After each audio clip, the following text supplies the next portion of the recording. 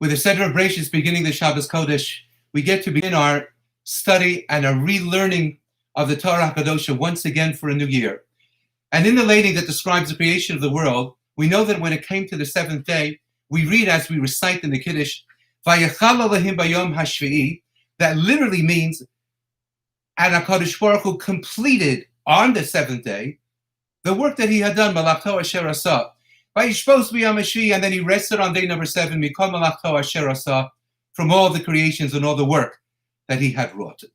But Rashi is very quick to point out that HaKadosh Baruch Hu, God, Sheyodea Itov V'Regav, who can measure time of any significant length, Nichnas Bo Kachut Hasara.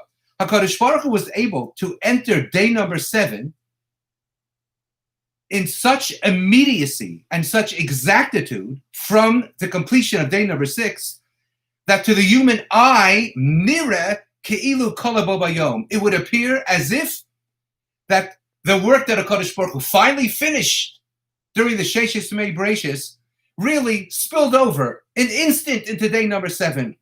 Because otherwise, how can you be so certain that day number 6 has concluded and day number 7 has just begun in that instant without any work being performed?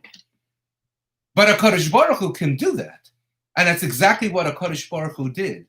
And though the terminology is Vayechal Elohim bayom hashvi'i, and God completed on day number 7 the work that he had done, it really means that by the advent and the initial beginning of day number 7, all the work that HaKadosh Baruch Hu had set aside to be performed in the creation of the world was already completed and concluded by the end of day number 6.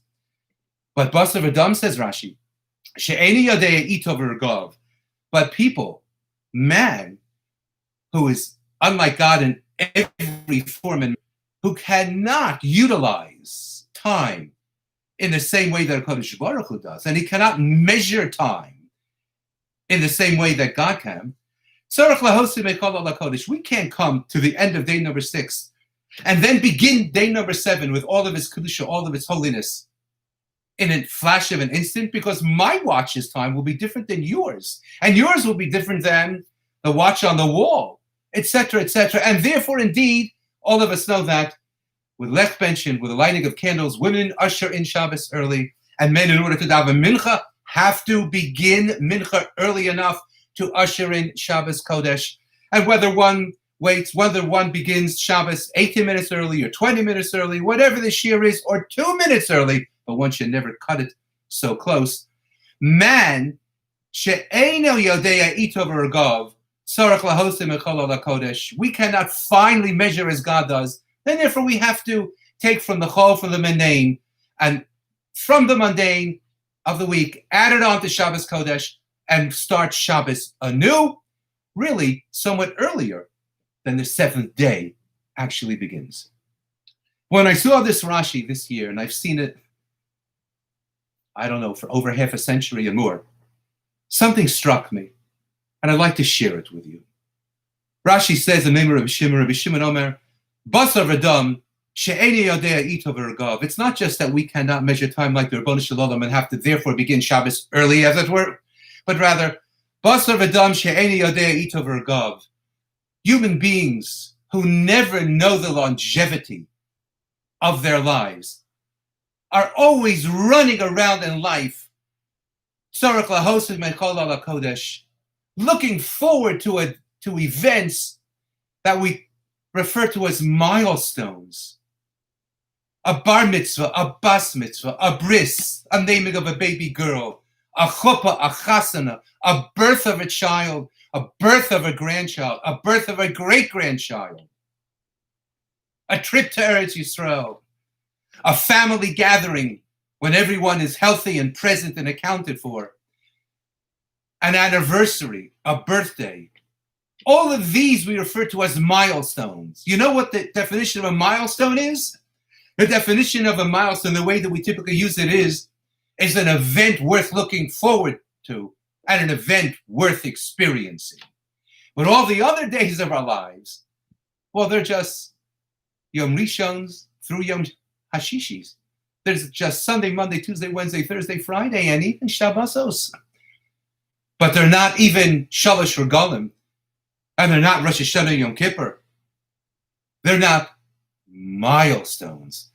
And we constantly in life try to eke out and sufficiently appreciate a wedding or a bar mitzvah or a bas mitzvah or a bris, when we remind ourselves that the time passes so quickly. The longest chassan is 6 hours, 7 hours, a bris, an hour and a half, a bar mitzvah, a Shabbos, etc., etc.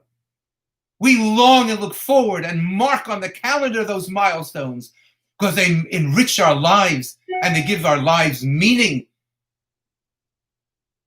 Says Rashi, we who never knows what tomorrow brings, we're always trying to turn a mundane experience, epis in one way or another, into a milestone. And I believe that this is mentioned here specifically in the Rashi on the creation of Shabbos, in order to tell us that every week, every seventh day known as Shabbos Kodesh is a milestone if we'll only permit ourselves to experience it properly. With a proper davening in shul, with even greater kavanah because we have the time for it, and time for Dvar Torah at the table, with those whom we are fortunate enough to have at our tables, and maybe a Shabbos walk with a spouse or a child or an Einokol or a grandchild, and to breathe in the Kedusha of the day, and to enjoy whatever we eat as L'chavit Shabbos Kodesh. Because in truth, every Shabbos Kodesh is really another milestone.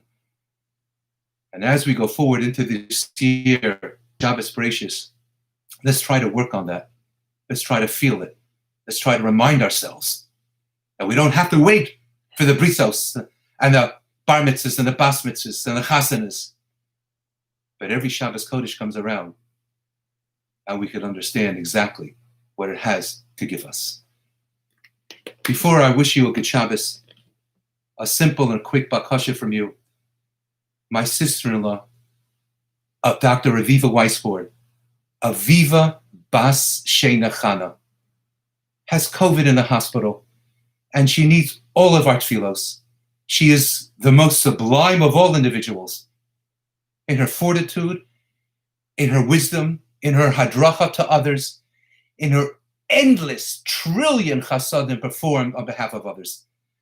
Please have her in mind when you daven Shemon Esther and your Rafa'enos.